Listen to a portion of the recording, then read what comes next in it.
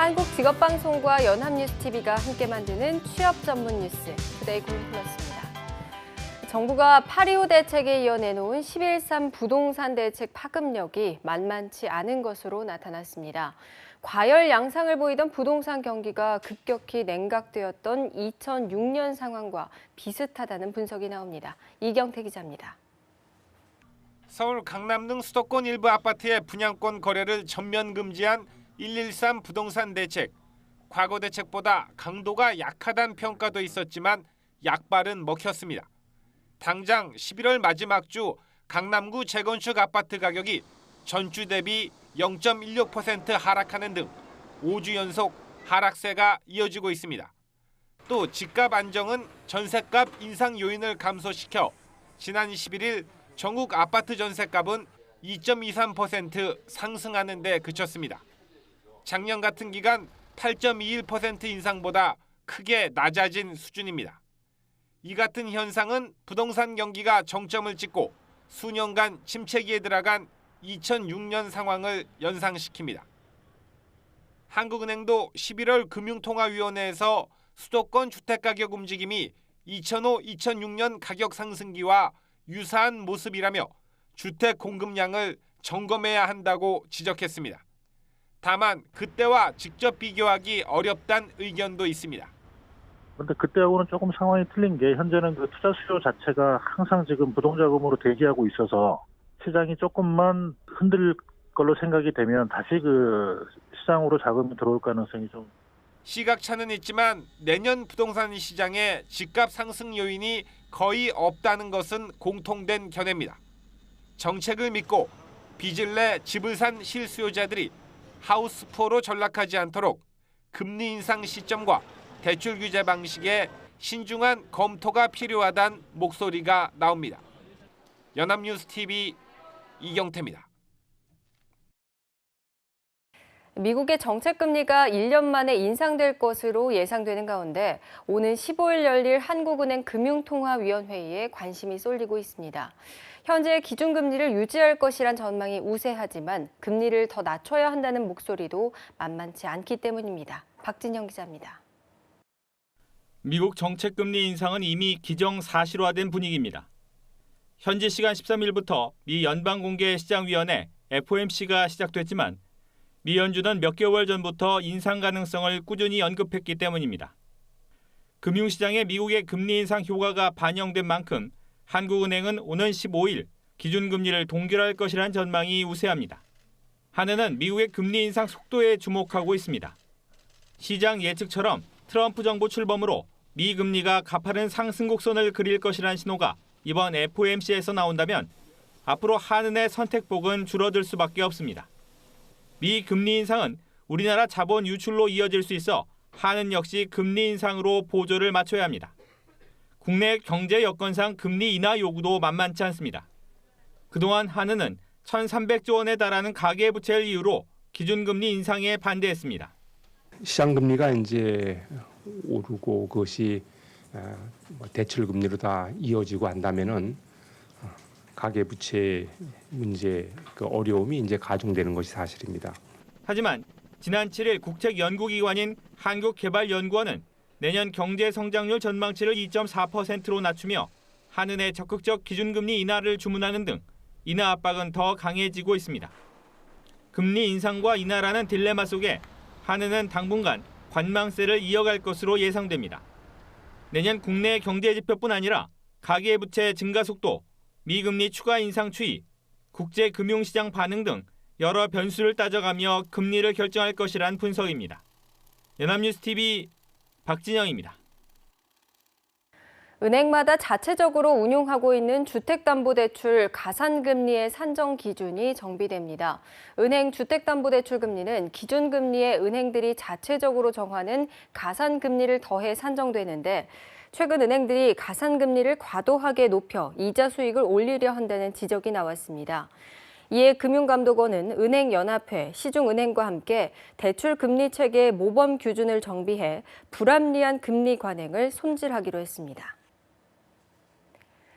전국경제인연합회 탈퇴 움직임이 재계뿐만 아니라 금융권까지 빠르게 확산되고 있습니다. 산업은행과 수출입은행 등 주요 국책은행들이 전경련에서 탈퇴했는데 부담을 던 다른 금융사들과 공기업들이 탈퇴 행렬에 동참할 전망입니다. 정주희 기자입니다. 제 입장에서 해체라는 말을 끝내기가 제가 자격이 없는 것 같고요. 저희는 탈퇴하겠습니다. 지난주 국회 국정조사장에서 나온 이재용 부회장의 폭탄 선언입니다. 이 자리에서는 SK, LG도 탈퇴 동참 입장을 밝혔습니다.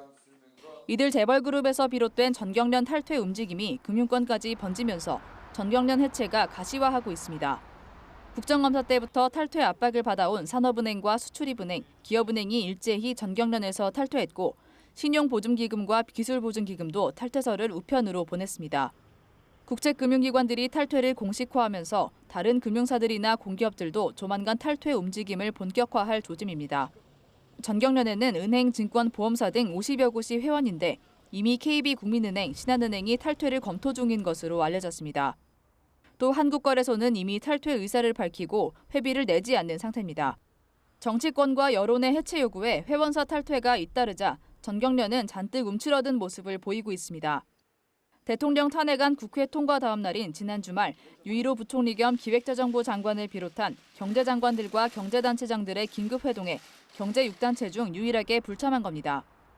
전경련은 내년 2월 총회를 전후해 존폐 여부를 결정한다는 방침이지만 회원사들의 잇따른 탈퇴 선언으로 사실상 해체 수순을 밟을 것이란 관측이 지배적입니다. 연합뉴스TV 정주입니다. 시중은행들이 잇따라 긴급 이사회를 열어 성과연봉제 도입을 전격 의결하자 노동조합이 반발하고 나섰습니다. 우리, 신한, KB국민, 농협, KEB하나 등 주요 시중은행들이 지난 12일 성과연봉제 도입을 안건으로 이사회를 열었고 이 가운데 우리은행이 도입을 의결했습니다. 또 나머지 은행들도 이사회 의결을 통해 성과연봉제를 도입한다는 데 합의한 것으로 전해졌습니다. 이에 대해 금융노조는 이사회 의결을 통한 성과연봉제 도입은 정부의 강행 지시에 따른 것이라고 비판하며 소송 등 대책 마련에 들어갔고 농협은행 노조는 행장실을 점거했습니다. 서울 시내면세점 추가 사업자 선정이 17일로 예정된 가운데 후보 대기업들이 3장의 티켓을 놓고 치열한 신경전을 벌이고 있습니다. 특히 최순실 게이트 관련 특혜 의혹을 받은 기업들이 특허권을 따낼 수 있을지 업계에 관심이 쏠립니다. 남현호 기자입니다. 서울 시내 면세점 추가 사업자 선정의 최대 볼거리는 대기업에게 배정된 티켓 3장의 주인공이 누가 됐냐는 겁니다. 특히 도전장을 낸 5개 기업 중 지난해 특허 재승인에 실패한 롯데 면세점 올드타워점과 SK네트워크스의 워커힐 면세점이 다시 문을 열 수 있을지 관심입니다. 최순실 게이트와 관련해 롯데와 SK그룹의 출연금이 면세점 추가 결정을 위한 것 아니냐는 의혹을 받고 있기 때문입니다. 두 곳 모두 의혹을 부인하며 면세점 탈환에 사활을 걸고 있습니다. 롯데의 경우 제2롯데월드의 성공을 위해선 롯데 면세점 올드타워점의 사업권 유치가 절실한데 특허를 획득하면 관광 쇼핑 복합단지로 만들겠다는 계획입니다.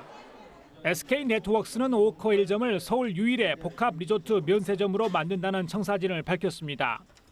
롯데와 SK가 동시에 탈락하면 신세계, HDC 신라, 현대백화점 등 나머지 업체는 무혈 입성하게 됩니다. 현대백화점 면세점은 무역센터점 3개층을 리모델링할 계획으로 접근성을 장점으로 내세우고 있고 신세계 면세점은 외국 관광객의 마음에 남는 마인드마크 면세점을 표방하며 센트럴시티의 인프라와 교통망을 활용한다는 전략입니다. 삼성동 아이파크 타워를 후보지로 내세운 HDC 신라 면세점은 호텔 신라의 면세점 운영 노하우와 현대산업개발의 상업시설 개발 능력 등을 극대화할 계획입니다. 후보 업체들은 CEO를 중심으로 17일 발표 당일 실시되는 프레젠테이션 준비에 총력을 기울이고 있습니다. 연합뉴스TV 남현호입니다. 국제신용평가사 스탠더드앤드푸어스는 박근혜 대통령 탄핵안의 국회 통과가 한국의 국가 신용등급에 미치는 중대한 영향은 없다고 밝혔습니다. S&P는 정치적 불확실성이 정책 결정에 당분간 지장을 주겠지만 비교적 효율적인 행정부의 존재를 감안할 때 전반적인 국정 운영에는 차질이 없을 것이라고 설명했습니다. 또 각종 법안 처리가 지연될 수도 있지만 이로 인해 국가 신용지표가 크게 영향을 받지는 않을 것이라고 덧붙였습니다. 부모로부터 물려받은 부가 사회의 계급을 결정한다는 수저 계급론은 이미 많이들 알고 계실 겁니다. 일생 동안 노력으로 개인의 지위가 높아질 가능성에 대해서 부정적으로 답한 사람의 비중이 20년 새 12배 가까이 늘었습니다. 장보경 기자입니다. 최순실 씨의 딸 정유라 씨가 소셜네트워크 서비스에 남긴 능력 없으면 니네 부모를 원망하라는 글은 많은 이들의 공분을 샀습니다. 그만큼 부모의 낮은 사회경제적 지위가 자식에게도 이어진다는 이른바 흑수저론이 사람들의 인식에 깊게 자리하고 있기 때문인 것으로 보입니다. 지난 20년간 자신을 최하층이라고 인식하는 가구는 12%에서 20% 내외로 증가했습니다. 반면 자신을 중간층이라고 여기는 응답률은 줄었습니다. 일생 동안 노력을 통해 개인의 지위가 높아질 가능성에 대한 부정적 응답은 20년 새 5.3%에서 62.2%로 12배 가까이 늘었습니다. 최근에 더욱 심화된 계층적 상향이동 가능성에 대한 비관론은 격차 사회를 넘어서 격차 고정이 현실화될 위험을 경고하고 있습니다. 결핵과 에이즈와 같은 급성 감염병 발생률은 현재 1960년대 수준으로 치솟았습니다. 지난해 메르스 사태 때 사회경제적 비용이 약 6조 원 이상으로 추산된 것처럼 공포감으로 인한 사회적 비용이 큰 것으로 파악됐습니다. 학교 폭력은 초등학생이 고등학생보다 더 많이 경험한 것으로 나타났습니다. 남학생은 언어 폭력과 신체적 폭력을 많이 당했으며 여학생은 따돌림을 당했다는 응답률이 남학생보다 높았습니다. 아이들은 학업 성적이 높을수록 인권을 존중받고 가정 환경이 좋지 못하면 존중받지 못한다고 여기는 것으로 조사됐습니다. 연합뉴스TV 장보경입니다. 대형 가구를 살 때 디자인은 물론 크기는 집에 잘 맞을까 걱정하는 분들 많으실 겁니다. 이때 포켓몬고와 같은 증강현실 기술을 활용하면 손쉽게 고민을 해결할 수가 있습니다. 세계 각국의 기업들도 증강현실 플랫폼 구축에 힘을 쏟고 있습니다. 한지희 기자입니다. 기존 침대가 있던 공간을 치우고 스마트폰을 이용해 새 디자인의 침대를 가상으로 배치해봅니다. 이 스마트폰은 구글의 증강현실 플랫폼을 세계 최초로 구현했는데 3개의 카메라와 센서가 스마트폰에 비춰진 환경을 3차원 이미지로 바꿔줍니다. 즉 현실 공간에 가상의 이미지를 합성할 수 있는 겁니다. 공간 측정뿐만 아니라 게임이나 과학, 교육 수업에도 접목할 수 있어 활용 범위도 넓습니다. 이 증강현실이 구현된 이 탭2 프로도 단순한 제품이 아니고 플랫폼으로서 여러 증강현실과 관련된 개발자, 컨텐츠, 사용자들이 하나로 어우러지는 그런 플랫폼적인 역할을 하는데 초점을 두고 있습니다. 구글의 행보에 긴장한 애플은 최근 1년 사이 증강현실 플랫폼을 보유한 스타트업들을 잇따라 인수했는데 이를 탑재한 스마트 안경 개발에 집중하고 있습니다. 국내에서는 SK텔레콤이 증강현실 플랫폼 개발에 속도를 내고 있습니다. 사실은 B2B 쪽, 산업 영역 쪽에서 활용법을 많이 찾고 있습니다. 그 기술을 개발하면서 저희도 그 기술을 플랫폼 형태로 개발을 하고 있습니다. 저희가 의료 같은 그런 상당히 어떤 법 체계 같은 것이 완비돼야 되는 영역 이전에 사실은 교육에 많이 쓸 거라고 생각을 합니다. 현재 약 10억 달러 수준인 증강현실 시장이 오는 2020년 1,200억 달러까지 성장할 것으로 전망되면서 플랫폼 선점을 위한 IT 업체들의 경쟁도 치열합니다. 연합뉴스TV 한지희입니다.